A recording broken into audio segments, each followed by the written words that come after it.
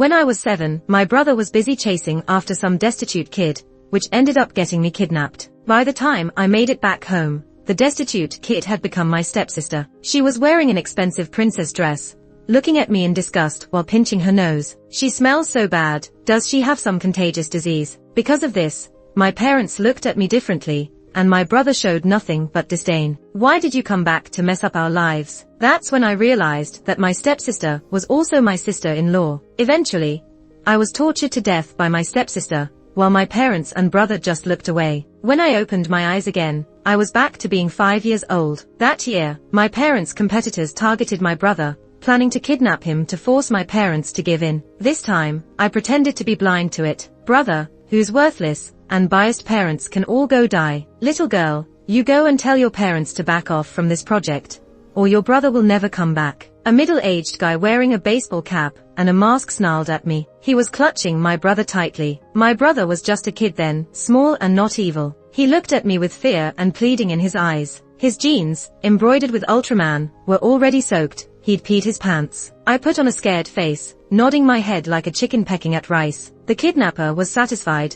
taking my brother away in a black Honda, not even bothering to cover the license plate. Who kidnaps like that? What smells so good? I followed my nose and found myself in front of a small store, eyeing the colorful cotton candy that looked delicious. Once I got home clutching my cotton candy, my parents were already there, looking puzzled seeing only me. Where is your brother? Licking the cotton candy, I said in a cute voice, I don't know. This is yummy. Want some, Mom and Dad? They searched the house, then the neighborhood, realizing they couldn't find him, and started to panic, calling the police. But without surveillance cameras in those days, finding the traffickers was almost impossible. The police were puzzled. It shouldn't happen. You live in a safe neighborhood. We spoke to security. No one suspicious was spotted. Mom collapsed on the ground, sobbing, while Dad tore at his hair, devastated. I sat on the flower bed, my legs swinging, my big eyes unwaveringly watching them. They looked so sad and upset. So why, in my last life, when they watched me die in front of them, did they not react? My brother's life matters, but mine doesn't. Well, in that case, none of us should live. My brother's missing posters were plastered everywhere, even appeared on TV, with a $3,000 reward. In those days, $3,000 was a lot. I did wonder if the kidnappers might make a move because of the posters, but once they came out, I knew my brother wasn't coming back. There was zero chance they'd return him for free. With countless cases piling up daily, my brother's case got shelved for the time being. In my past life, because I remembered the license plate, the police found my brother easily. His way of thanking me was to have me kidnapped at 7. After all, we're siblings, sharing the same bloodline. Returning the favor isn't too much, right? I gradually showed my smarts and talent, occasionally suggesting money-making ideas, helping them come out of their grief over losing a son. Dad ruffled my hair happily. Jane, you're our lucky charm, making us lots of money. I giggled. I saw rich people's houses on TV. They're huge with pools in front, so grand. Mom, Dad, let's get a big house too. We'd be living among wealthy folks, maybe we'd connect and make even more money. I heard connections are what matter the most. My words tempted my folks. They exchanged glances. Now, with enough earnings to buy a villa, they still missed my brother. What if he came back? I needed to squash that thought and erase my brother's trace from their lives completely. Dad nodded decisively. All right, let's listen to Jane. Connections are crucial. The next day, my parents were out house hunting, eventually splurging on a villa downtown, surrounded by VIPs. I'm cute and polite, bringing homemade cookies from Mom to nearby houses. Soon, I became pals with them. This netted Dad and Mom a bunch of projects. Though the bids were low, they made connections. I then suggested, Mom, Dad, you're busy with work, and it's lonely at home. Why not adopt a brother for me? Someone to keep me company. Why a brother? It's about replacing my brother in their minds entirely. So if he ever came back, my parents wouldn't favor him over me, giving him all the credit. Absolutely not. Now, my parents doted on me, so they didn't say no. Can't choose your parents, so even if they are bad, there's nothing to do. But I can pick this brother, so make sure he's perfect. I hate stupid people. No idiots allowed. Ugly. No way. Gotta have an appetite for food. Most importantly, he must be nice and kind. No more backstabbing brothers. After visiting every orphanage in town, I finally found a boy just right, especially with a fierce look in his eyes that I loved. Having met all sorts in my past life, both people and ghosts, this boy would be hard to control when he grows up, but molding him now could be rewarding. My brother got lost, Can you be my brother? I pulled out a piece of white rabbit candy and placed it in his slender hand, my voice soft and sweet. I have lots of toys and snacks, happy to share them. Will you come home with me? No little boy can resist such an adorable kid, and he was no exception. He carefully took the candy from my hand without touching me, like he was afraid to get my hands dirty. Surprisingly, I just went ahead and held his hand, beaming with joy as I showed off to my parents. Dad, Mom, I like this brother. My parents were also impressed by his looks and asked him a few more questions. They liked that he was well-mannered and polite, so they agreed. I gave him a new name, Charles, because his eyes are as beautiful as a Charles. He lived in the room opposite mine, laid out just like mine. It was originally meant for my brother, but now it's his. At dinner, he'd sit in the spot where my brother used to, just below my dad. In time, he really did take my brother's place. My parents started bringing him along with whatever they did, and even in private talks, they'd refer to him as our son. At first, my brother was a bit shy, but with me around, he got more outgoing and confident. But maybe it's because of that first time, when he saw me all cute and timid, it really stuck with him. He genuinely treated me like a little sister, always protecting me. Every night, he'd tell me bedtime stories until I fell asleep. He'd take the food I didn't like off my plate and eat it himself. If I knocked into the table by accident, he'd wish he could take the pain for me. In the blink of an eye, I was in high school. Charles, loved and supported, was starting to shine too. He couldn't step into school without causing a stir. Even though he's older than me, we're in the same class, which was both Mom and Dad's idea and his. This way, he could look out for me better. Meanwhile, an old acquaintance, Grace, appeared, my stepsister in my past life and the one responsible for my demise. She looked so delicate, with an innocent charm, and doe-like eyes that begged for affection. Charles, look at 3 o'clock. See that girl? Isn't she pretty? Charles followed my gaze to the girl in the white dress with long, black hair, Grace. He seemed puzzled and genuinely said, not sure, maybe the type guys like. It's not just the guys who liked her. My brother was crazy about her. He watched me suffer without doing anything to help. I licked my lips, asking, do you like that type? A flash of disgust crossed his eyes, but he coolly stated, I don't like it. I scoffed, then what type do you like? He glanced down, raising an eyebrow.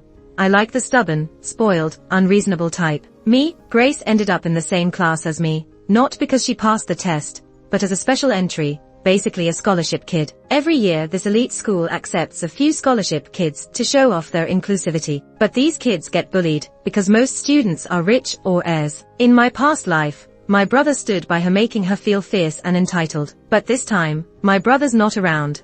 I want to see how she'll manage. The first class was all about introducing ourselves, one by one to confidently stand up there. These people have been in the spotlight already, they aren't shy at all. When it was Grace's turn, she blushed, fidgeting around. I am embarrassed. The teacher encouraged her with a smile. It's okay. We're all new here. Relax, let's give her a warm round of applause. Everyone clapped. Charles noticed I wasn't clapping, so he didn't either. But after 3 rounds of applause, people were getting impatient. Grace still hadn't moved, biting her lip, her face reddening more while tears brimmed over. What a show-off. After that, everyone began to avoid Grace, finding her off-putting. All the crying makes you wonder if someone bullied her. It's annoying. Right? She wasted so much time.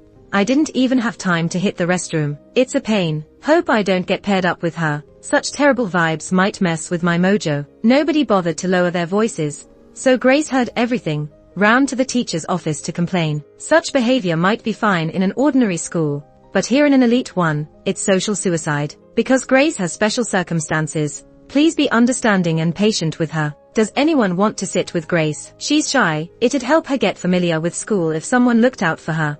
After waiting for ages and getting nothing but scornful laughter, the teacher finally asked, Grace, who do you want to sit with? Grace wasn't shy anymore. Pointing at Charles, she said, I want to sit with Charles. She called him Charles so sweetly that people might think they were close. The boys snickered. The girls rolled their eyes in disgust. The teacher nodded. Okay, Charles, you'll sit with Grace and help her out. Charles outright rejected. Sorry, teacher, I'm allergic to tears. The classroom went silent for a few seconds before it burst into laughter. I smirked. He's got a sharp tongue sometimes. The teacher frowned, but knew it was an excuse. As the heir to the Smith group, Charles wasn't someone to upset. So, he just paired her with a seemingly kind girl. After class, Grace approached Charles. Feeling sorry for herself, she said, Charles, I didn't mean to put you on the spot earlier. You just looked really familiar, as if we've met before. No wonder my brother in our past life was so taken with her. She's got some tactics, I'll give her that. On stage, she'd make choices that stroked a guy's ego.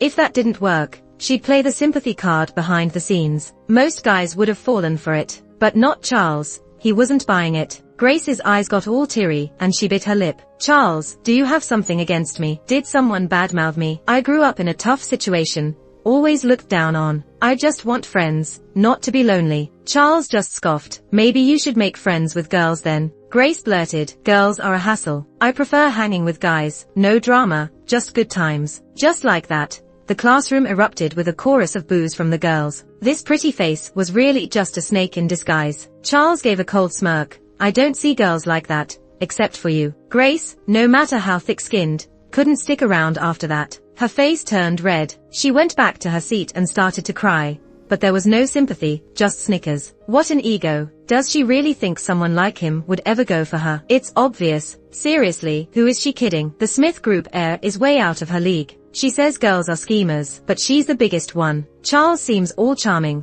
but who knew he was so good at spotting these girls? I rested my chin on my hand, enjoying the spectacle, then laughed. Charles, I've never seen you so sharp-tongued. He opened my thermos for me and gestured for me to drink. If you don't like someone, neither do I. I sipped my water, chuckling, liar. You didn't like her anyway. He raised an eyebrow, surprised. You caught that? I blinked. Why don't you like her? After a moment, he said, her eyes are full of scheming and greed. Apparently, the brother I chose is way sharper than one I didn't have a choice in. Grace started getting ignored. No one talked to her, even when she tried to engage. Some girls threw shade. I'm a girl, totally scheming. Go find a guy. The boys teased, we're no match for the Smith heir, go call him. Normally, she'd lay low and people would forgive her over time. But her logic was quirky. During a basketball game, she even tried bringing Charles some water. Charles, you're so good at basketball. The whole school was watching, and some boys from other classes egged it on. Seemed like she was trying to pressure Charles into being a gentleman or gain sympathy. Many students from other classes didn't know what was up. Charles sneered, even if I'm good,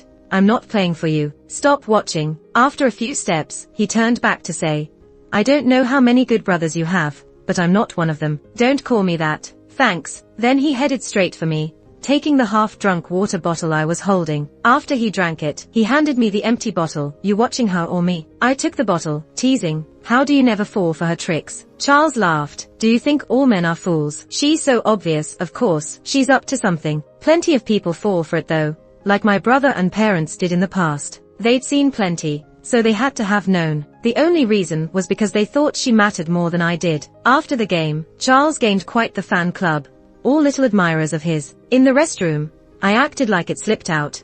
That girl from our class is always bugging my brother. He can't stand it. Why is there a girl who's so brazen? No matter how much you reject her, she just keeps going. It's a pain. Sure wish someone would put a stop to it. That afternoon, Grace walked out of the restroom soaking wet. She knew she'd angered everyone, so she didn't dare report it. I'm against bullying and have helped others before, but seeing Grace get it felt weirdly satisfying. After a few weeks, she gave up and left Charles alone. But then Charles started these little interactions with Grace again, stirring things up. People kept giving her a hard time, until she finally asked to transfer classes, moving to one at the bottom of the academic ladder. Only then did the drama quiet down. In this new class, there was a rich playboy named Ken, handsome but the ultimate player. Seeing her head to the restroom, I casually walked in with some girls. Ken's pretty cute. Can you help me see if he's got a girlfriend? Wow, our princess is interested. He is good looking and loaded. Tough to get, though, but I like the challenge. Yeah, I like him too. Think he might be even better than your bro. It didn't take long for Grace and Ken to start dating. She'd flaunt him in front of me. Every time, I'd turn away to hide my laughter, but she thought I was upset, which just made her smug. Soon enough, some racy pics of Grace and Ken circulated among the guys, but only in small circles. Ken's family originally started with entertainment venues, so he grew up in that environment and wasn't shy about going big. He often got involved in group activities, never saying no regardless of age, always seeking thrills. As I was checking out some photos, Charles appeared behind me and snatched my phone, turning red after just a glance. Why are you looking at this stuff? I chuckled. You wanna see it too? Let's take a look together. Once he saw the main character, Charles silently handed the phone back. Meanwhile, Grace had gotten 6 abortions for Ken. The delicate, pitiful vibe she once had was gone. Now she smoked, had tattoos, and her skirts were hiked up to her thighs, definitely a rebel now. Charles and I, on the other hand, were nailing our studies, always ranking first and second, seen as stars by both teachers and peers. Every year I'd throw a birthday bash, inviting the whole class. It helped us bond while letting our parents network. People at school considered it an honor to attend my parties. This one was special, marking my coming of age, with even some big names from our social circle showing up. I had a big surprise for my parents. Mom, Dad, I've been looking everywhere for you. Just as my parents were mingling with the big shots, the door burst open. A distressed male voice cried out, "I've finally made it home." Then he collapsed on the floor, crying his eyes out. With a shaved head, ragged clothes, and a nasty scar on his face, he looked rough, and the stench coming off him was unbearable. Everyone discreetly stepped back, and the soft piano music stopped. Mom looked puzzled. "Who are you?" My brother looked up, tears and snot streaming down his face, looking pathetic and disgusting. "Mom, Dad, it's me, Jack, your son, remember?" He tried to hug Mom, but she instinctively stepped back, covering her nose because of the smell. I looked at him in disgust. "Why do you smell so bad? Are you contagious or something?" I threw his earlier words back at him, just as Grace once had. His eyes were bloodshot as he lunged at me. "Jane, if it weren't for you, I wouldn't have ended up like this." Charles immediately stepped in, coldly saying, "Don't you dare touch my sister." I peeked from behind, acting all innocent. "Brother, stay away from him. He looks like a convict, fresh out of jail, right?" Everyone took another step back. My brother lost it, flipping tables and angrily shouting, "I was gone for how long? You've already replaced me. This isn't fair. I hate you all." Fortunately, security rushed in and restrained him. Yet, the party was already ruined, and everyone left looking troubled. By morning, what happened tonight would be all over the place. Any deals my parents were discussing with the big shots were off. Dad was furious. Of all times, why did he have to come back now, shaming us like this? Mom rubbed her temples, still pained from the earlier smell. He picked the worst possible time to return. My brother, fresh from a shower, turned red with anger hearing that. "I'm your real son, and you don't care how I made it home, or how I've been living. I've dreamed of coming back to a happy family, and this is what I get." An 18-year-old crying on the floor. It's hard to think what he'd been through. But my parents were still embarrassed by him, feeling he was an eyesore. Dad waved him off. "Enough. A grown man shouldn't be crying over everything. You're home now. Just stay put and don't cause any more trouble." My brother used his sleeve to wipe his face, glaring at Charles. "Kick him out. I'm back. Having this stand in here disgusts me." Before I could speak, my parents simultaneously said, "No way." My brother clenched his fists, veins bulging on his forehead. "Dad, Mom, I'm your real son." Mom calmed him. "We know, but Charles has been great with us. Everyone loves him." Dad added, "Learn from him." Hearing this, my brother couldn't hold back and tried to punch Charles, who easily dodged and tripped him. Because of the sofa, our parents didn't notice this and thought my brother clumsily fell. He bled from the nose but didn't get any sympathy, only scolding. Dad snapped, "Embarrassing. If you keep this up, I'll kick you out." My brother shook with rage but didn't dare do more. He realized this wasn't the home he remembered. His parents didn't love him anymore. That night, as they rested, my brother eyed Charles's big room with malice. "I am taking this room. You can sleep in the guest room," he spat. With our parents gone, I dropped the act, mocking him. "Brother, you seem unclear about your standing here. Since you were abducted, Charles has long replaced you, not just in parent affection, but also in inheritance. Charles is handsome and talented, not just academically, but also has great social skills. All the rich kids love hanging with him, bringing loads of benefits to the company. Do you really think mere blood ties will compare? Better be polite to Charles, or once Mom and Dad are older, you'll get kicked out and go back to that wanderer's life." Charles stood quietly behind me. He didn't say a word, but his presence was intimidating. My brother was furious, throwing a fit, wanting to smash things, but holding back, afraid Dad would hear and kick him out. He was so mad, he could have cracked a molar. "Fine, you two just wait and see." After Charles took me back to my room, he asked, "You really hate your brother, huh?" I nodded. "Yeah, I want him gone." Charles looked at me with a complicated expression, but he didn't try to comfort me. I licked my lips. "Charles, don't you think Grace and my brother are a match made in heaven?" Charles thought about it, then nodded. "A perfect match." I smirked. My chosen brother never questions my decisions. With the weather getting colder,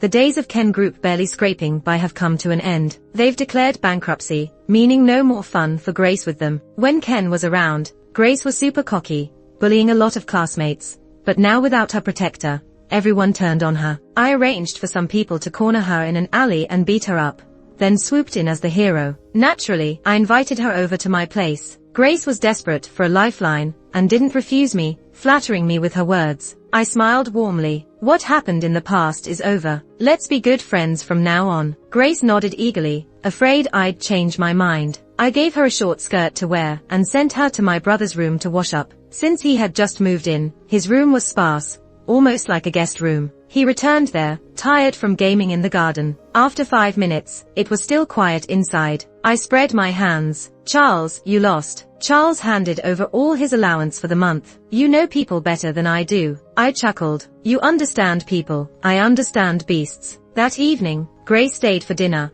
reverting to her sweet, innocent self. With my endorsement, Grace might not have a great family background, but she studies hard and never succumbs to fate. She's got a great personality, and we love hanging out with her. Plenty of guys are after her, but she's picky. At this, Charles even offered her some ribs, kindly adding, "These aren't spicy, you can't handle spicy food." Grace was flattered, and my brother's eyes were full of determination. I forced myself to swallow the grin on my face. Soon enough, my brother and Grace started dating. Mom and Dad had their reservations, thinking Grace wasn't good enough for him, but he was adamant. True love was all that mattered. He even threw a challenging look at Charles, who lowered his head in apparent sadness. This only made my brother more resolute. Eventually, my parents gave in. Grace, who had terminated pregnancies 6 times, got pregnant again quickly. Dad was thrilled. Good, that's my son. The Smith family has an heir. If it's a boy, I'll reward Grace with $1 million. Grace's eyes sparkled immediately. Thank you, Uncle. Mom looked at her belly warmly, visibly happy. I seized the moment. Since Grace is pregnant,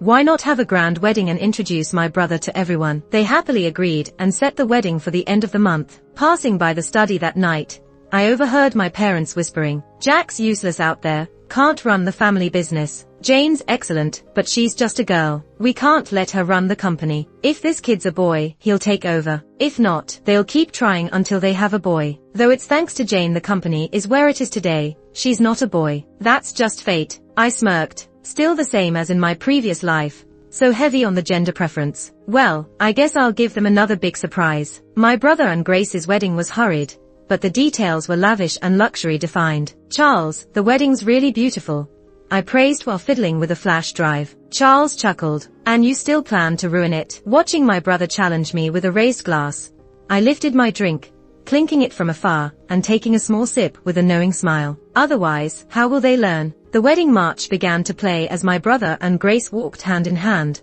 a fairly handsome couple. Both my parents took turns giving heartfelt speeches, written by someone else, tears welling in their eyes. Charles handed me a piece of white rabbit candy. I chuckled. "What for? I'm not a kid anymore." He pushed it towards my lips. "It's sweet." With a mischievous flair, I licked it and blinked. "Yep, it's sweet." He pinched my cheek and nudged it into my mouth. I rubbed my slightly sore cheek and walked backstage. Once there, I told the staff, "Go enjoy the reception. I'll handle the rest." They gratefully accepted. As Jack and Grace exchanged rings and kissed, the love video was swapped with one of Grace, and Ken on the big screen. Gasps filled the room instantly. Jack and Grace thought everyone was cheering for them, so they got even more into it. Everyone was shouting, "Look behind you, look behind you."